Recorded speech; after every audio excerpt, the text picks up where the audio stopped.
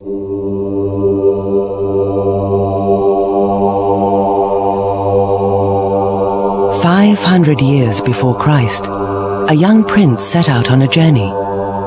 He would travel through pain and suffering to reach nirvana, the everlasting bliss we all dream of. Symbol of peace, symbol of compassion, symbol of non-violence. He was the Buddha. He grew up in a palace surrounded by luxury. In his teens, his privilege afforded him every indulgence.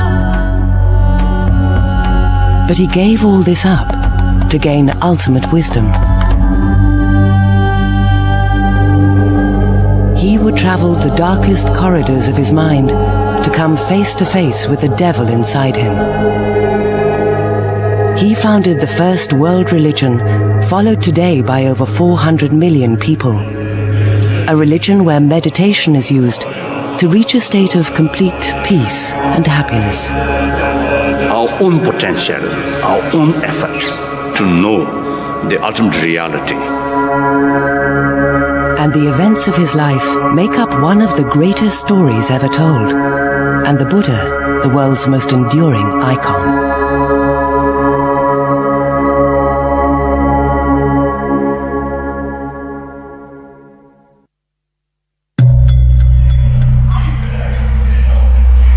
Two and a half thousand years after his death, the Buddha's message lives on.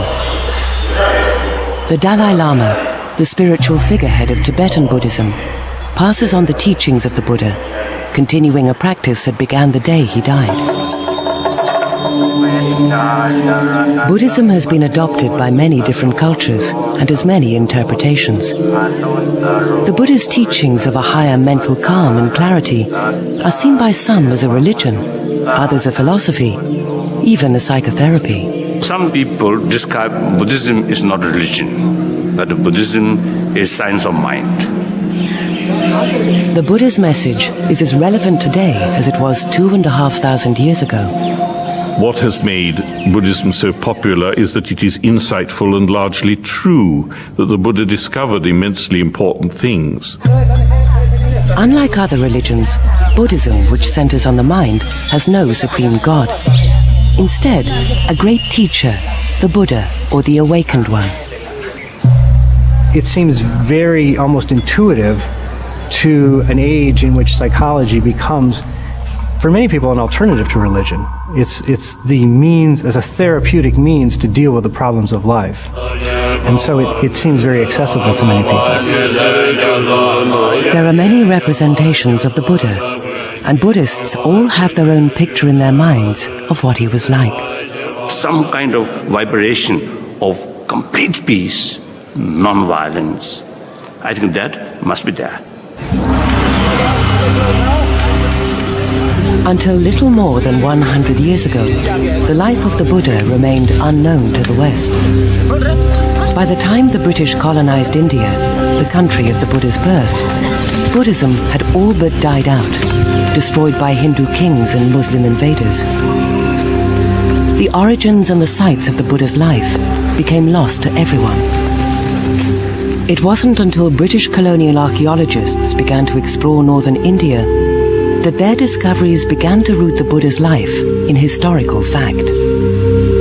In the 1860s, a series of archaeologists began to try and identify the sites associated with the life of the Buddha. By the 1890s, many of these sites had been successfully identified within the Ganges area. But at that time, two of the great sites connected with Buddhism were still missing.